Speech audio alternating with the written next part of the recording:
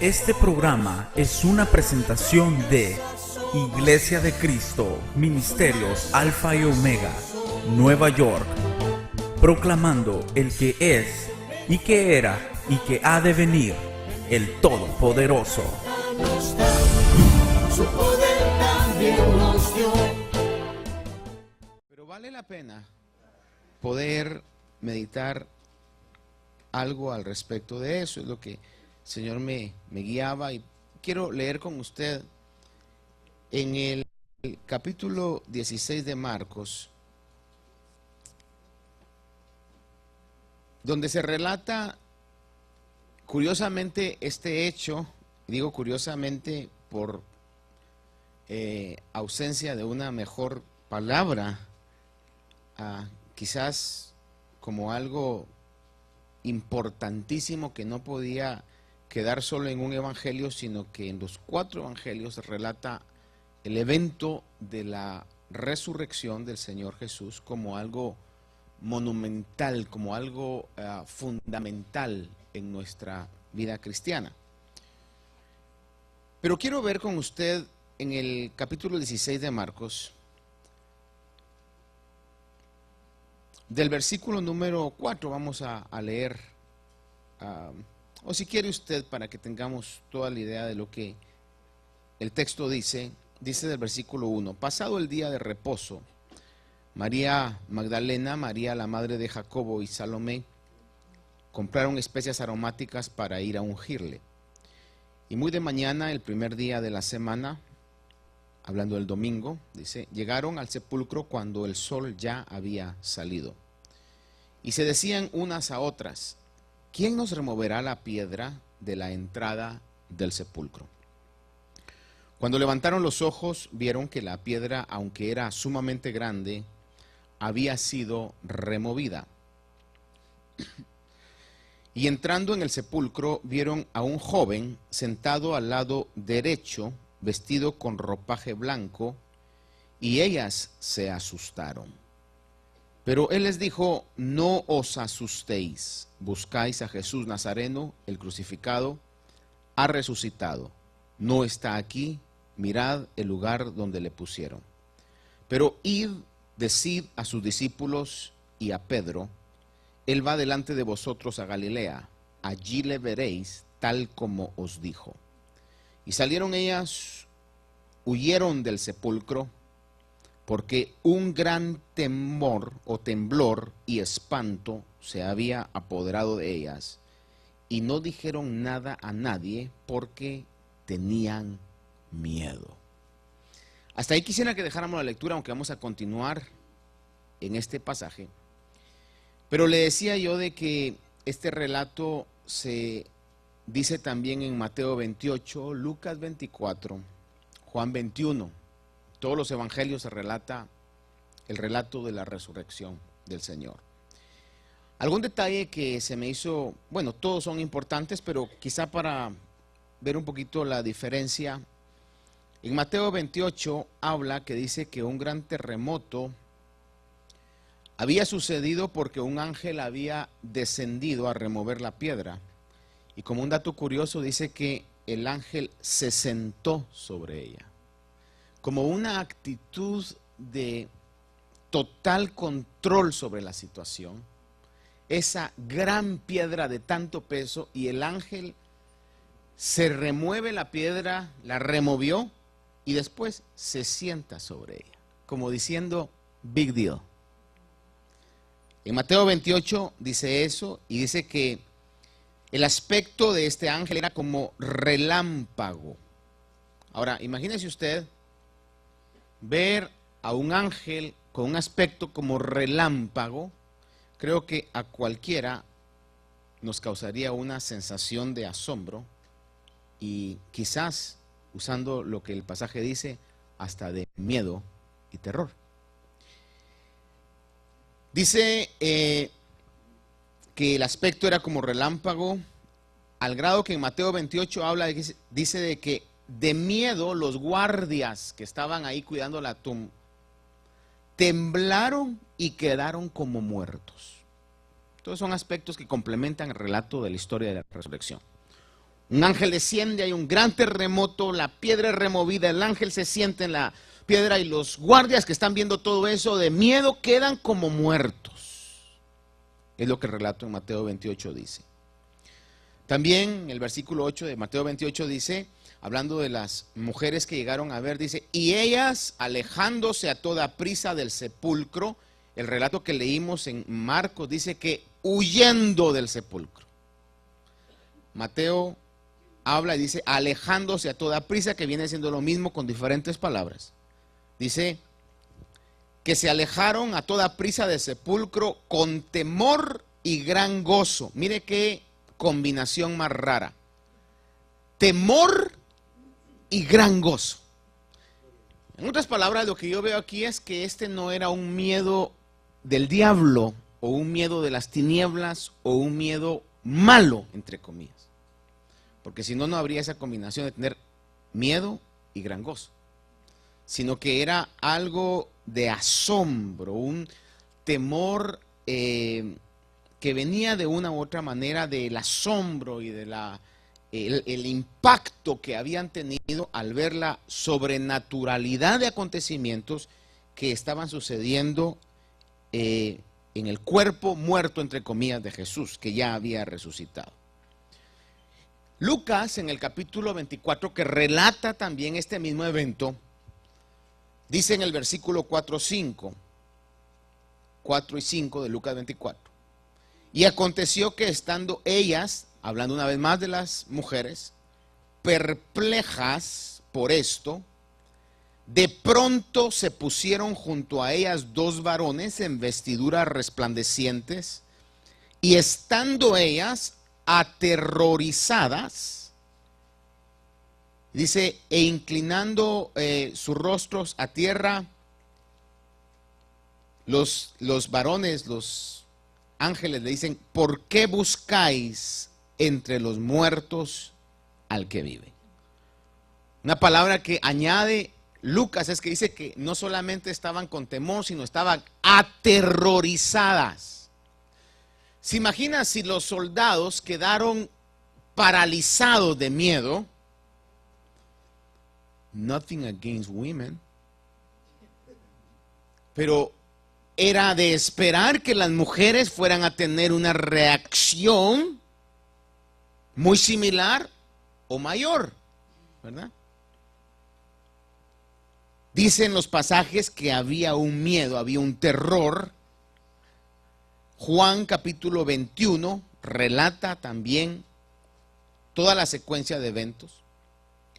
Y en el versículo 31 específicamente dice, pero estas cosas se han escrito para que creáis que Jesús es el Cristo, el Hijo de Dios, y para que al creer tengáis vida en su nombre. Le estoy citando Juan 21:31. Dice, pero estas cosas, es decir, cuando está hablando, no tiene 31. Bueno, entonces vamos a chequear esto aquí. Vamos a ver en Juan. ¿Qué le dije yo? 21:31. 20 entonces. ¿Ya? 20:31. Gracias. Sí, 20:31 dice, pero estas cosas se han escrito para que creáis que Jesús es el Cristo, el Hijo de Dios, y para que al creer tengáis vida en su nombre. Ahora, obviamente está hablando de todo el contenido del Evangelio de Juan, pero el contenido más importante de los evangelios es la resurrección de Cristo. Capítulo número 15 de Corintios, el apóstol Pablo, cuando hace un resumen, una síntesis, una cápsula del Evangelio, dice de esta manera en 1 Corintios 15, del 1 al 4, dice, ahora os hago saber, hermanos, el Evangelio que os prediqué, el cual también recibisteis, en el cual también estáis firmes, por el cual también sois salvos, si retenéis la palabra que os prediqué, a no ser que hayáis creído en vano. porque yo os entregué en primer lugar lo mismo que recibí. Mire cuál era el síntesis o la síntesis del Evangelio. Que Cristo murió por nuestros pecados conforme a las Escrituras, que fue sepultado y que resucitó al tercer día conforme a las Escrituras.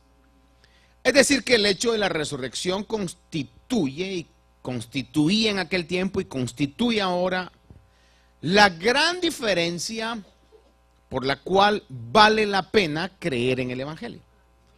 Porque el centro del Evangelio, que es la persona del Señor Jesucristo, no es un personaje que haya hecho cosas buenas, que haya sido bueno y que haya quedado en la historia nada más, sino que resucitó y está vivo el día de hoy, poderoso para cumplir cada promesa que dijo que iba a hacer.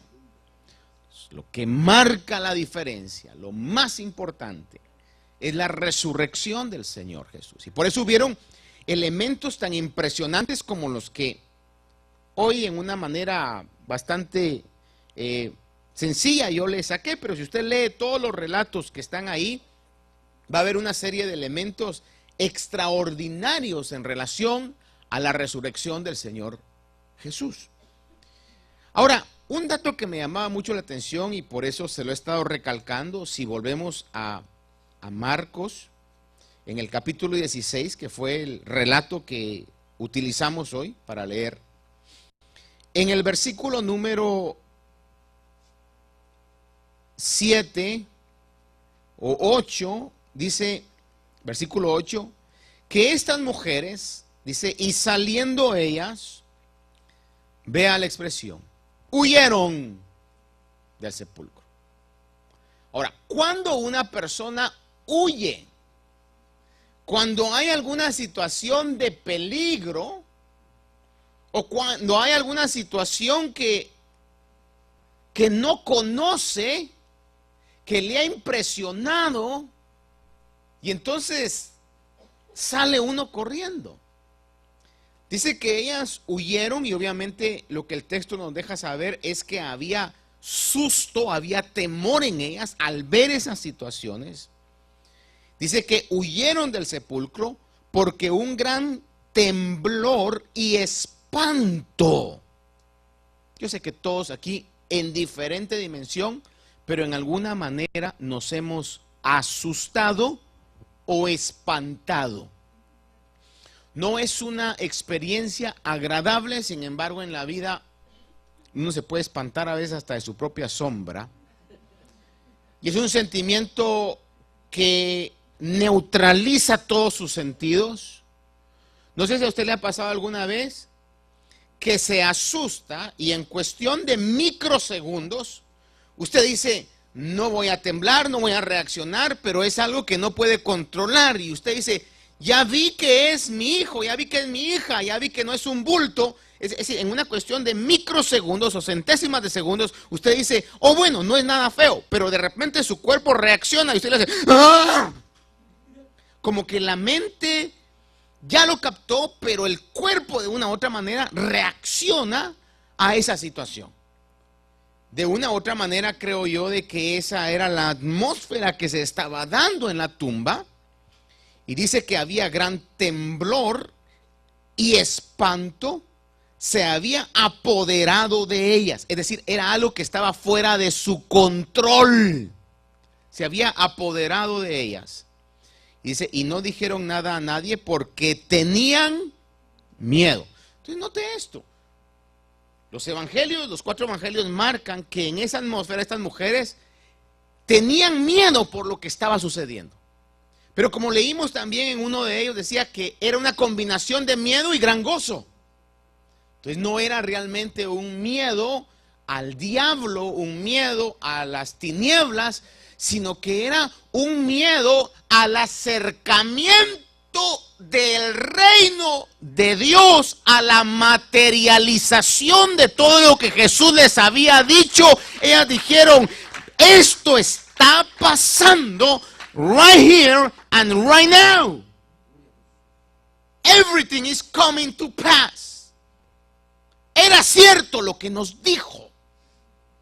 Cuando miran todo eso, los acontecimientos, el personaje como relámpago sentado en la piedra que era pesada, el terremoto, los soldados quizás todavía ahí temblando, si es que estaban todavía, la tumba vacía, el manto doblado, el sudario doblado, los hombres que le están hablando y le dicen: no busquéis entre los muertos al que vive. Esta gente se llenó de un espanto santo, si me permite esa expresión. Es decir, lo que dijo es cierto. El reino de los cielos se comienza a acercar a nosotros. Salen corriendo a decir a Pedro, que era el que estaba como la autoridad de la iglesia delegada en ese momento. Y entonces, verso 9 dice: tenían miedo, y después de haber resucitado muy temprano el primer día de la mañana, Jesús se apareció primero a María Magdalena, de la cual había echado 7 demonios. Pero antes de que vayamos a eso, fíjese que me llamó tanto la atención esto, y me di a la tarea de buscar algunos versículos en los que podemos ver las palabras miedo o temor y temblor, como decía el relato que leímos. Uno de ellos está en 1 Corintios 1, del 3 al 5, donde el apóstol Pablo está impartiendo el evangelio, predicando el evangelio a la iglesia que estaba en Corinto. Se encuentra con una audiencia de alta educación, se encuentra con una audiencia exigente a lo que él iba a exponer.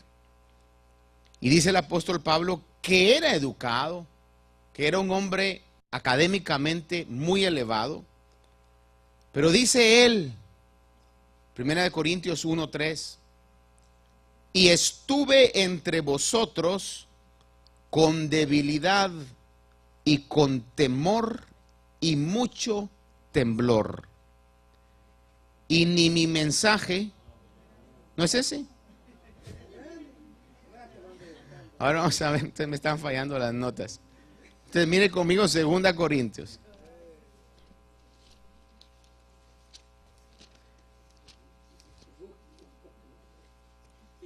No lo encuentran, ¿verdad? Está bien, hermanos.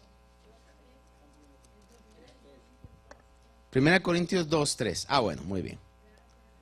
Dice: estuve entre vosotros con debilidad y con mucho temor y mucho temblor, y ni mi mensaje ni mi predicación fueron con palabras persuasivas de sabiduría, sino con demostración de espíritu y de poder, para que vuestra fe no descanse en la sabiduría de los hombres, sino en el poder de Dios.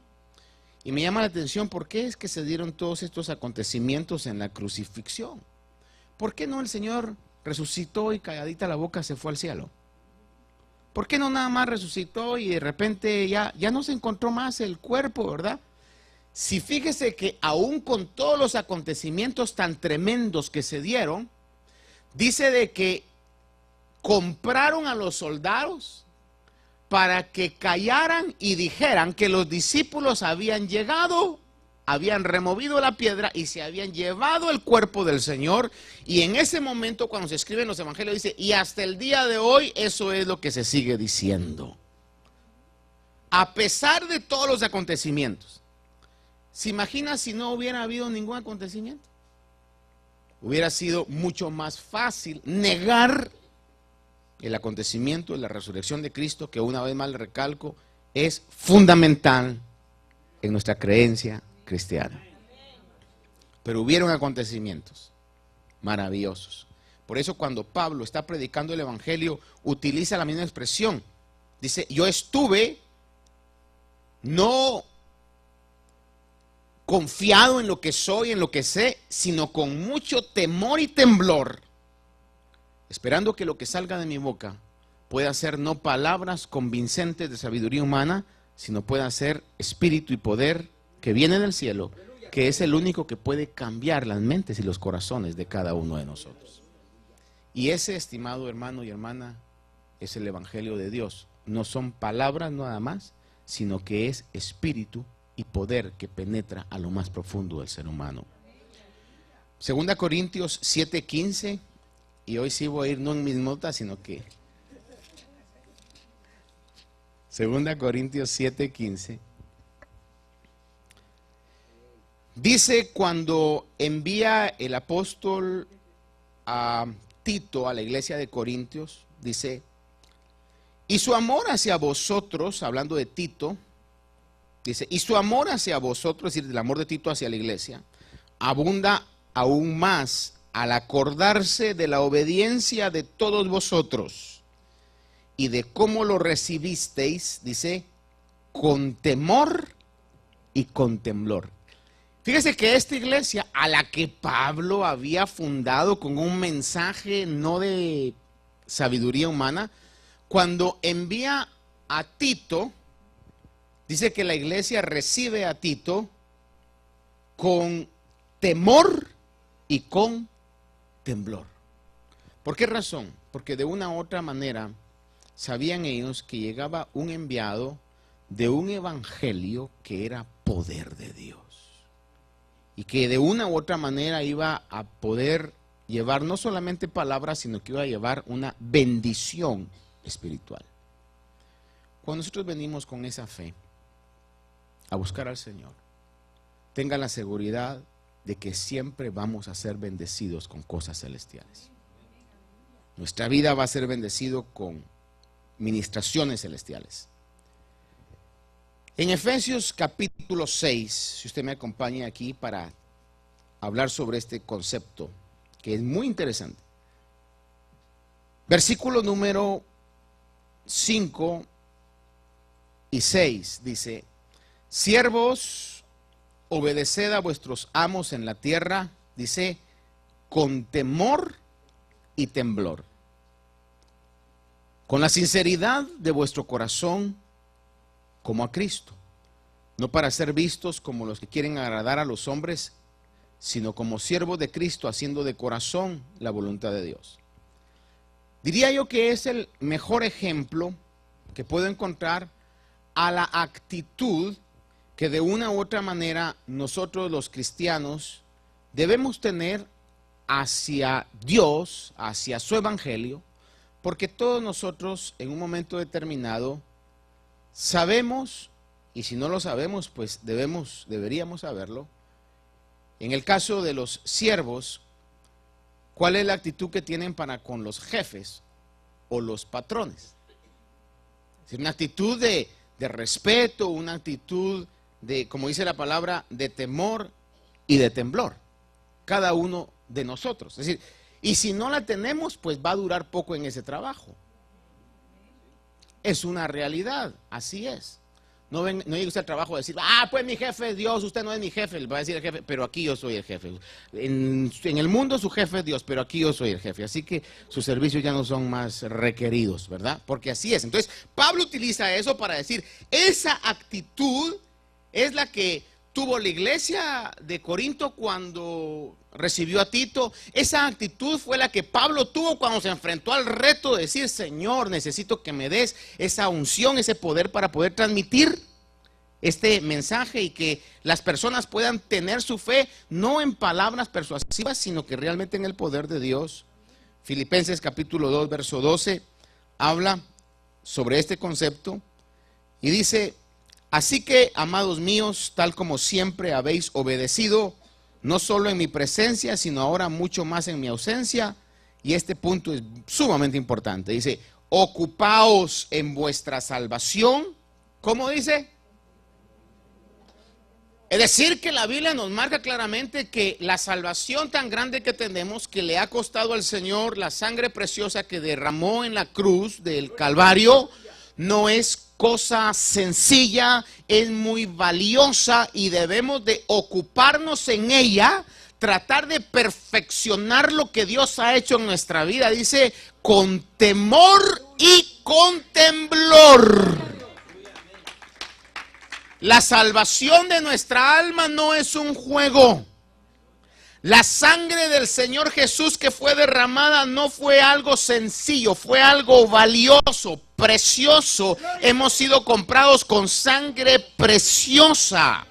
La bandera del Evangelio es la bandera más importante que nosotros debemos de representar en esta vida. Por eso dice, ocupémonos de nuestra salvación con temor y con temblor. Por eso es que el apóstol Pablo en algunas oportunidades llegaba y rogaba a los hermanos. Decía, nosotros, decía Pablo, somos los embajadores de Cristo y como embajador de Cristo os rogamos, reconciliaos con Dios.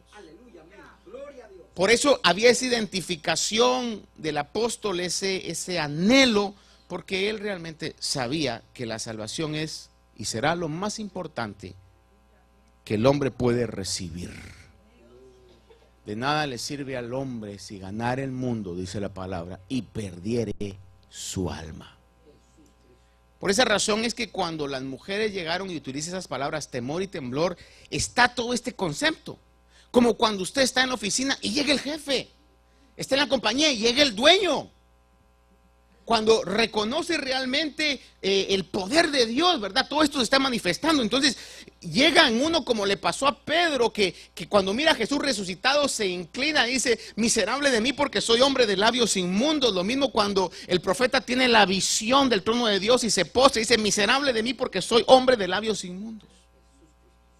Nos acercamos a esa realización, a ese despertar, a esa verdad de que el evangelio es real, de que lo que Dios ha prometido es verdad, y crea en nosotros, o debiera de crear en nosotros, una sensación similar de temor y de temblor ante la realidad de lo espiritual. Regresando a Marcos capítulo 16, en el texto donde nos quedamos, versículo 9 dice que después de resucitado se apareció a María Magdalena, de la que había echado fuera 7 demonios, y ella fue y se lo comunicó a los que habían estado con él, que estaban, ahora mire esto, que estaban lamentándose. ¿Y qué más? Lamentándose y llorando. Hablo una vez más, lamentándose y llorando. Estaban quebrantados, su espíritu, cuando digo su espíritu, estaba hablando de su ser interno, estaba quebrantado, estaban desconsolados, si usted quiere, lamentándose y llorando. Y voy a poner ciertas palabras en el lamento que logro deducir del texto bíblico. ¿Por qué tenía que morirse? ¿Por qué se dejó que los romanos lo mataran? Si contaba con todo el apoyo de las multitudes, solo hubiera bastado que él dijera, me nombro rey, y todo el pueblo lo hubiera apoyado. ¿Por qué pasó eso? Culpa de ustedes, le han de haber dicho a los más cercanos, porque ustedes lo dejaron, no les insistieron, lamentándose y llorando. Y así encontraron a estos hombres. Dice, cuando ellos, estos hombres que están lamentándose y llorando, oyeron que él estaba vivo, es decir, Jesús, y que ella, hablando de una de las mujeres, le había visto, el punto que viene interesante aquí dice, se negaron a creerlo. Es decir, de ellos salió una actitud de decir, quisiera que fuera cierto, pero me niego a creerlo. Pero es cierto. No, pero me niego, y es importante eso, pero me niego a creerlo. Es algo así como cuando a veces se rompe una relación sentimental y pasa un tiempo. Vamos a pensar, voy a poner un tiempo, pasa un año. Y de repente, después del año, le suena el teléfono a cualquiera de las personas y de repente dice, aló, y la otra persona, así como queriendo, usted sabe, hello, y a la persona se le revuelve el corazón y el estómago y tú dices, hello, hello, ¿ya te olvidaste de mí? Y entonces sucede algo en la persona y dice, ¿qué hago? ¿Le cuelgo? ¿Será que sí? ¿Será que no? Y utiliza esa expresión. Ya que salí de eso, ¿ya? Y más entonces, si se tuvo una conversación y ya con el mejor amigo o con la mamá, a que no sabes quién me llamó, y la mamá le dice, ni me menciones que te llamó ese. Porque yo ya no quiero estar lidiando con tanto llanto, tanto lamento, que me voy a matar, que me voy a cortar las venas, que todo esto, ni me menciones eso. Se acabó, se acabó. ¿Ya? Entonces, en esa situación, es como que la otra persona está como, me lo acabas de contar, pero ojalá no sea así. Se niega a creerlo.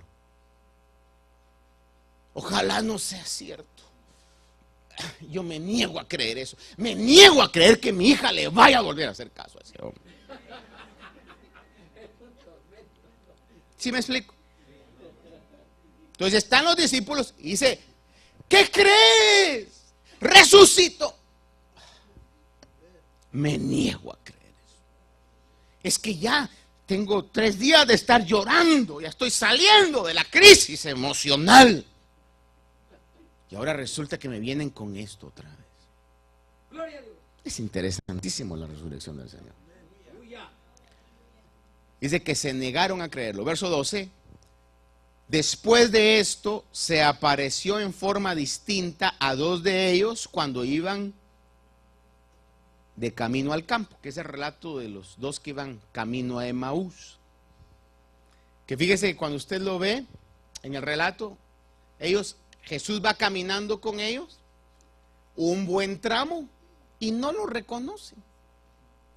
Porque dice que sus ojos estaban enceguecidos o estaban velados. Muy interesante esto, a lo menos para mí, permítame que me emocione con decirle, pero muy interesante ver que Jesús estaba caminando con ellos. Las mujeres sí lo reconocieron, pero estos discípulos no lo reconocieron porque sus ojos estaban cegados. Le pregunto algo, ¿alguna vez usted ha estado cegado de enojo? ¿Verdad que todos hemos pasado eso? Y no es que no miremos, lo que pasa es que toda nuestra química interna no nos hace ver lo que es obvio. Estamos enceguecidos en nuestras emociones. Y es lo que pasaba con esta gente, los discípulos, los que iban caminando con él camino de Emaús. Dice, y estos fueron, obviamente ya cuando les abrió los ojos el Señor, dice, y estos fueron y se lo comunicaron a los demás, pero a ellos no le creyeron ni a las mujeres ni a los hombres, pero a ellos tampoco les creyeron. Entonces en el versículo 14 dice, después se apareció, y aquí dice, ¿a quiénes es que se les estaban dando testimonio? Eran a los 11 discípulos, a los más cercanos. Entonces Jesús dice, estos no creen ni a las mujeres, ni a los terceros. Entonces llega el Señor y dice, pues a mí me van a tener que creer. Después se apareció a los 11 mismos, cuando estaban sentados a la mesa. No sé si estaban comiendo, a ver qué estaban haciendo, ¿no? Dice, y los reprendió. Ahora miren esto, por su incredulidad. E incredulidad, yo creo que la gran mayoría de nosotros sabemos qué es la carencia de fe. Pero lo reprendió por su incredulidad y dice, y dureza de corazón. Ahora, yo hoy no quiero hablar un poco sobre incredulidad porque eso es bastante conocido. Pero lo que me llamó mucho la atención fue la palabra dureza de corazón. Y estaba buscando y algunos, podría decir una buena palabra que resuma ese concepto. ¿Qué es dureza de corazón? ¿Cuándo yo sé que tengo dureza de corazón? ¿Será que mi corazón, el músculo se pone duro? No, si eso pasara usted se muere. Porque está en movimientos, ¿verdad? Del sístole y el diástole que dicen ahí, está constantemente el corazón bombeando, o como dicen algunos aquí, pompeando sangre todo el tiempo. ¿Eh? Ahí está, bombeando sangre, ahí está. Entonces, ¿cuándo yo tengo un corazón duro? ¿O a qué se refiere la Biblia con dureza de corazón? Se está refiriendo a una actitud de terquedad. Como en inglés le llaman stubborn. Cuando alguien está enceguecido, está duro de corazón, es que está terco, está necio o necia con algo. Dice que Jesús lo reprendió por su incredulidad y dureza de corazón, póngale ahí, y su terquedad. Ahora, definitivamente su corazón estaba endurecido porque las cosas no habían salido como ellos querían. Porque las cosas no habían salido como ellos esperaban. Quisiera atreverme a preguntar hoy, pero ¿habrá alguien aquí que diga, pastor, eso será ellos, pero a mí todo en la vida me sale como yo quiero? Una de las cosas más difíciles que uno enfrenta en el crecimiento es saber que la vida no es como uno a veces la espera. Hablaba unos días atrás, bueno, varios días atrás, hablaba con una persona, un joven, que estaba devastado en ese momento. Yo le decía, tranquilo, no es el fin del mundo, mira, esto es un bump on the road nada más, es un escalón para seguir tranquilo. Pero pastor, eso significaba todo para mí, pero no hay cosas peores, te vas a dar cuenta cuando crezcas y mires los verdaderos problemas, te vas a reír de eso. Me dice, ¿será? Así es, como que me llamo Martín, le dije, así es, así es. 2 o 3 días atrás, estaba hablando con otro joven, así también. Le digo lo mismo. Hasta le mandaba ciertas palabras ahí de frases célebres. Donde a veces en las situaciones más críticas de nuestra vida, podemos dejar que nos venzan o podemos decir, esta es una oportunidad para salir mejor de esta situación. Y le decía, vas a ver qué va a pasar.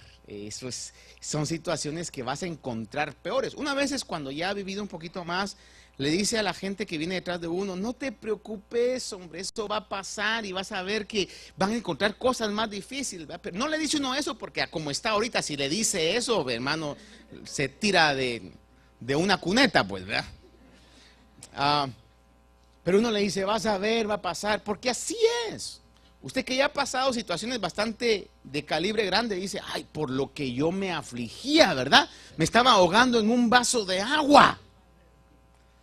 Le aprendí esto yo a mi padre espiritual que decía esto en una ocasión, lo dijo. Si algo no tiene solución, no te preocupes. Porque no tiene solución, no te preocupes. Y si tiene solución, ¿para qué te preocupas? No sé si me explico. Por eso es que el Señor decía, no, por nada estéis afanosos. A través del apóstol Pablo decía eso, ¿verdad? Sino en todo, dice, mediante oración, súplicas, ruegos, acciones de gracias, sean conocidas vuestras peticiones delante de Dios. El Señor Jesús lo dijo, no os afanéis por nada. Tranquilos, si tienen solución. Y en este caso, por ejemplo, cuando los discípulos se encuentran que las cosas o la expectativa que ellos tenían para este hombre extraordinario, que multiplicaba panes y peces, que caminaba sobre el mar, que calmaba al viento, que calmaba la mar, que reprendía a los demonios, y se iban aún los demonios de aquel tremendo gadareno que tenía una legión de demonios, cuando era el único que había podido enfrentarse ante el sistema religioso de los fariseos y de los escribas y decirles con toda autoridad: ustedes son hijos de su padre el diablo. Hermano, se elevaba el ánimo de los seguidores que querían quizás una revolución de ser libres del yugo de Roma. Pero de repente se deja atrapar, se deja crucificar. Y una de las últimas palabras que ellos escuchan de Jesús es: Padre, en tus manos encomiendo tu espíritu, y no, perdónalos porque no saben lo que hacen. Tremenda decepción. Aunque se los había dicho en varias oportunidades, a lo menos 3 oportunidades, la Biblia relata que se los había dicho: es necesario que yo vaya a Roma, que me atrapen o que me deje atrapar y que me crucifiquen. Pero estaban tan enceguecidos en su emoción. Y oiga esto: nuestros sentimientos nos pueden enceguecer, ya sea por un momento de euforia o por un momento de decepción. Dicen, cuando uno va a la escuela de manejo,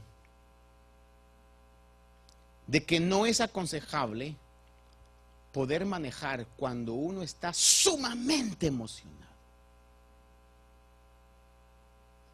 Haga de cuenta, por ejemplo, ayer me dieron una noticia a mí. Dice que Guatemala le ganó a Estados Unidos. Pero haga de cuenta que ese fuera el partido que definiría que los guatemaltecos por primera vez en la vida fuéramos a un mundial. Haga de cuenta eso. Los que no son guatemaltecos no sabrán lo que eso significaría para nosotros. Aunque nos golearan, pero haga de cuenta que estamos todos reunidos, hermano, y de repente, y gol, minuto 91, y la presión de, vamos a pensar, aunque me gustaría más que fuera otro país, ¿verdad? Como que estuvieran jugando y que ganaran, pero, y la presión, y toma en el paral, y el portero la saca, y de repente el árbitro pita el silbido final. Hermano, esa es una euforia, una emoción. Imagínese que en esa emoción usted diga: y me está esperando mi mujer ahorita con la comida, nos vemos. ¿Cómo sale esa persona a manejar? ¿Usted cree que se va a subir al carro, lo va a calentar, va a ver sus espejos? ¿Cómo usted cree que va a salir esa persona? Más si está en un vecindario donde hay un montón de chapines y todos pitando. ¡Pip, pip! Ese no va a ver la carretera, ese no va a ver sus espejos, ese ni siquiera va a ver si está en el carro correcto. ¿Por qué? Porque su buena emoción lo ha enceguecido. Pero de la misma manera, ¿qué pasa, por ejemplo, cuando alguien recibe una llamada de la partida de un ser querido?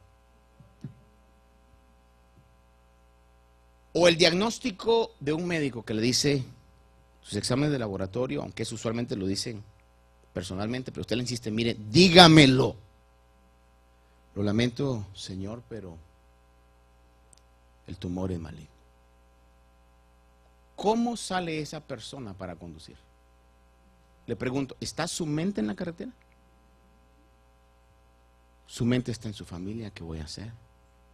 ¿Y ahora qué va a pasar?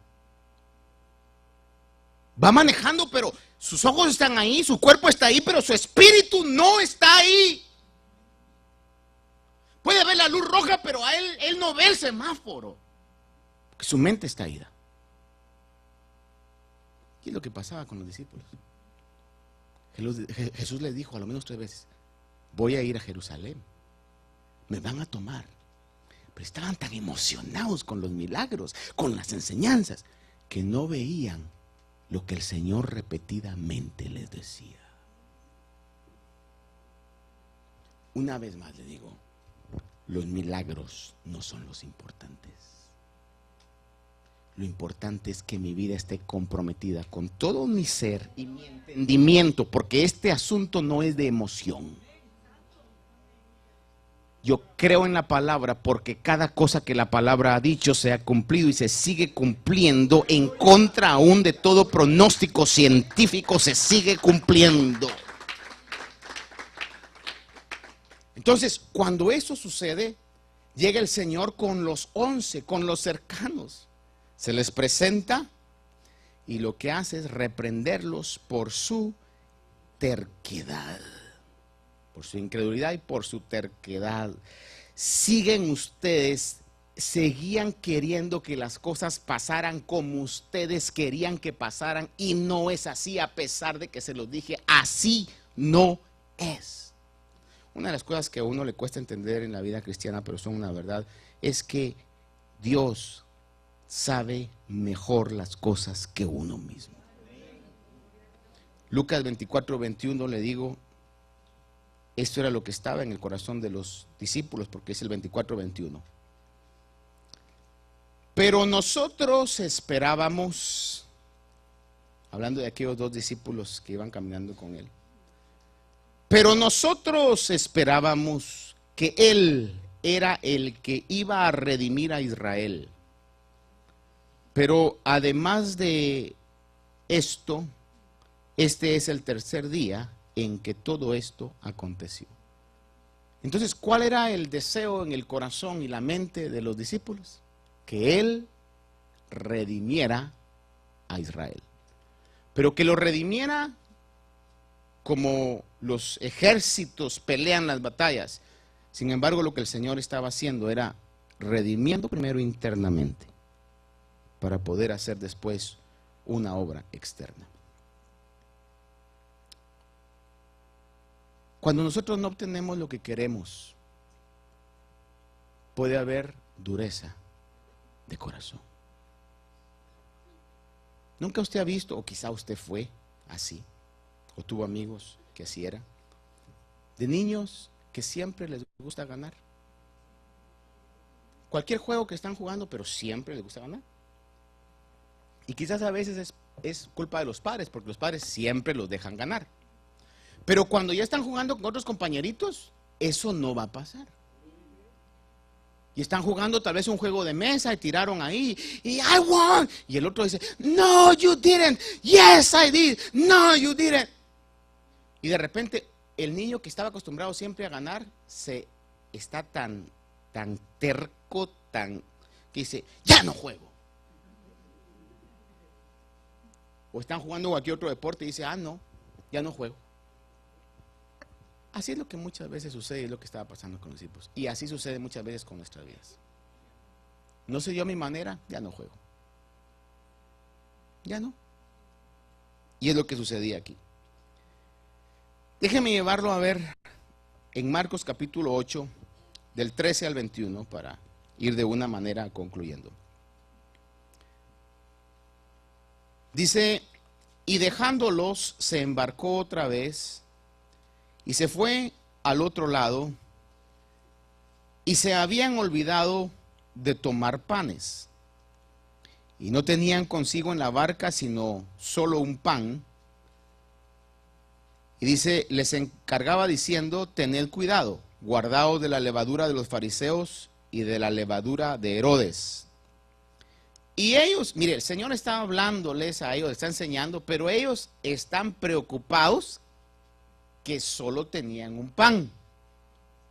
Jesús les está hablando de algo más importante, algo espiritual, pero ellos están enceguecidos porque lo único que está en su mente es, ¿quién era el encargado del pan? ¿Por qué no trajimos pan? Ahora que vamos a comer, no hay pan. Jesús hablando y ellos con su mente en el pan. Dice, y ellos discutían entre sí que no tenían panes. Dándose cuenta, Jesús les dijo, ¿por qué discutís que no tenéis pan? ¿Aún no comprendéis ni entendéis? ¿Tenéis el corazón endurecido? Eso es lo que le está diciendo. Tienen el corazón endurecido. Le estoy diciendo cosas más importantes y ustedes están preocupados y discutiendo por qué no tienen pan. Dice, teniendo ojos no veis y teniendo oídos no oís. Le pregunto, ¿cuántos queremos estar en esta posición de tener ojos y no ver y tener oídos y no oír? Yo he estado en esas situaciones y estoy seguro que muchos aquí hemos estado en esas situaciones. Estamos tan duros de corazón que nos dicen y pero no, o sea, eso no está haciendo ningún sentido. Estamos oyendo, pero no está llegando. Y es lo que el Señor le estaba diciendo, porque la dureza del corazón hace eso. Dice, y les dice, no recordáis. Mire, ¿cuál era su discusión? Que no había pan.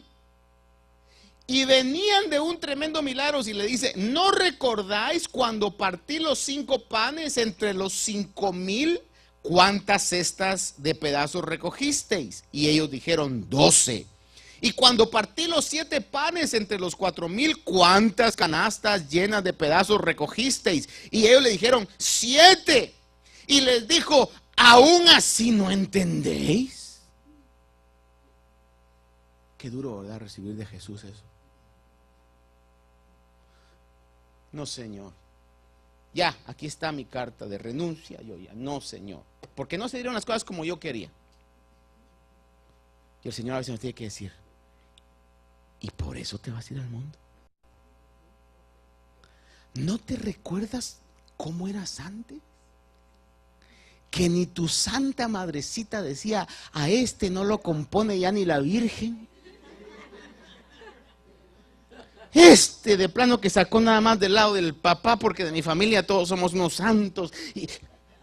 Y Dios hizo, y yo te rescaté, yo te redimí, yo te lavé, yo te transformé, yo te dignifiqué. Nos tiene que venir. ¿O te recuerdas cuando había aquel diagnóstico que te dijeron que no te ibas a salvar y de repente llegaste y confiaste en mí y yo desafié todo diagnóstico y te curé? O donde te decían que no ibas a poder alcanzar las cosas que hoy has alcanzado y en mí te fortaleciste y las alcanzaste. Y nos dice de una u otra manera el Señor, o nos espero que nunca le diga a usted, aún así no crees. Tan terco eres. Porque le pregunto algo, ¿cuántos de aquí honestamente somos testigos de decir, Dios ha sido bueno conmigo y yo soy lo que soy por la gracia y la misericordia de Dios? Entonces, si nos ha sacado, hermano, poderoso es para llevarnos a donde Él dice que nos va a llevar. Por eso le dice, aún así no entendéis que mis planes son mejores que los tuyos. Moisés, 2 ejemplos más sobre esto. Fíjese que el Señor Jesús habló en Mateo 19:8 y Marcos 10 del 2 al 5. Dice que Moisés les permitió divorciarse de su mujer por la dureza de su corazón, porque no era la intención de Dios, pero porque estaban tan tercos. No, es que esta no va a cambiar. Mira, pero dale chance, trabajen juntos. No, es que se parece a la suegra. Yo ya me di cuenta. No va a cambiar, no va a cambiar. Me quemó la comida. Yo le dije que así no me gustaba, porque hasta por eso les daban carta de divorcio. Si en un momento determinado se le miraban los tobillos y alguien la miraba y decía, ¡ah! Te dejaste ver, le daban carta de divorcio. Y dice Mateo 19:8, y les dijo, por la dureza de vuestro corazón, Moisés os permitió divorciaros de vuestras mujeres, pero no ha sido así desde el principio. Marcos 10, de 2 a 5 dice, y se le acercaron algunos fariseos para ponerle a prueba y le preguntaban si era lícito a un hombre divorciarse de su mujer. Y respondiendo él les dijo, ¿qué os mandó Moisés? Y ellos le dijeron, Moisés permitió que el hombre o al hombre escribir carta de divorcio y repudiarla. Pero Jesús les dijo, por la dureza de vuestro corazón se escribió este mandamiento. ¿Será que nos conviene, amados hermanos, vivir una vida con dureza y terquedad en nuestro corazón? Usted saque sus propias conclusiones. Mi deber hoy es nada más exponerle la palabra de Dios. pero cada uno de nosotros tenemos que sacar nuestras propias conclusiones. Termino con un pasaje de Efesios y una exhortación que encontramos en Marcos. Efesios 4, del 17 al 24 dice: esto digo pues y afirmo juntamente con el Señor, que ya no andéis así como andan también los gentiles, en la vanidad de su mente, dice, entenebrecidos en su entendimiento, excluidos de la vida de Dios por causa de la ignorancia que hay en ellos, por la dureza de su corazón. Lo que quiero dejar en su corazón son dos cosas. La primera de ellas, aparte de ver lo milagroso de la resurrección, es: cuidado con la dureza de mi corazón, porque eso me enceguece. Dice que mi entendimiento se oscurece porque mi corazón está endurecido, porque estoy aferrado a algo que yo quiero, aunque Dios no quiere. Pero yo lo quiero. Está como cuando su niño le dice: lo quiero, lo quiero, lo quiero, lo quiero. ¿Cuántas veces un niño no dice eso por un dulce? Por un juguete, por cualquier... Y usted dice: es que no lo necesitas, te va a hacer mal. Pero estamos cegados en nuestra mente, nuestro corazón. Terminemos. Vamos al pasaje que leíamos en Marcos 16. Después de que dice que los reprendió por su incredulidad y la dureza de su corazón, porque no habían creído a los que le habían visto resucitado. Famosísimo pasaje de Marcos 16, 15. Y les dijo, ahí viene: id por todo el mundo y predicad el evangelio a toda criatura. El que crea y sea bautizado será salvo, pero el que no crea será condenado. Déjeme terminarle. Esto no es una opción. No dice el texto: si ustedes quieren, si tienen ganas, si sienten en su corazón, si el ambiente es propicio y la gente es receptiva, si todo está bien, prediquen el evangelio. Es un mandato. Les dijo a ellos, después de la reprensión, después de que todos los demás textos dicen que aún a uno de ellos, hablando de Tomás, le dijo: oh, tú eres el que no creías, el que dijo que hasta que metiera sus dedos iba a creer. A ver, Tomás, mete tus dedos. Yo siempre he creído que Tomás no los metió. Ha de haber caído un espíritu de arrepentimiento y de vergüenza que le debe haber dicho: Señor, perdóname, es que estaba enceguecido. Si los metió, pues allá me va a corregir, él me va a decir: mira, gracias por el favor, pero sí, llegué a tal grado de incredulidad que los tuve que meter, ¿verdad? Yo le voy a decir: wow, qué misericordia la de Dios entonces, ¿verdad? Más grande la misericordia de Dios. Pero hermano, al grado de que se les aparece y después de esa reprensión, óigame esto, les dice: por cuanto les queda clarísimo a ustedes que estoy vivo, por cuanto les queda clarísimo que mis palabras no son palabras, sino, como dijo Pablo, son espíritu y poder, y que lo que dije que iba a pasar pasó, por tanto lo que va a pasar después de esto también va a pasar. Por esa situación, id por todo el mundo y prediquen el evangelio a toda criatura. El que crea, no está diciendo háganlos creer. El que crea y sea bautizado, ¿qué dice? Va a ser salvo. Entonces, el mensaje de la resurrección o el mensaje del evangelio es: Cristo Jesús vino en carne, murió por nuestros pecados, pero resucitó. Y es lo que de una y mil maneras tenemos que decirle al mundo. Y decirles, como dicen Romanos, y la palabra de fe que predicamos es esta: si creyeres en tu corazón que el Señor, que Dios murió, pero resucitó también, y confiesas con tu boca esa verdad, serás salvo. Por eso hoy aprovecho, no soy muy de eso, pero hoy sí lo sentí en mi corazón, hablarle de que gracias a Dios podemos decir y creer que el Señor no está muerto, una tumba no pudo contenerlo, Él está vivo y es el centro del mensaje de nuestro Evangelio. Quisiera ponerse de pie conmigo, levantar sus manos al Señor y decirle: Señor, yo hoy quiero creer. Este programa fue una presentación de Iglesia de Cristo, Ministerios Alfa y Omega, Nueva York, proclamando el que es, y que era, y que ha de venir, el Todopoderoso. Su poder.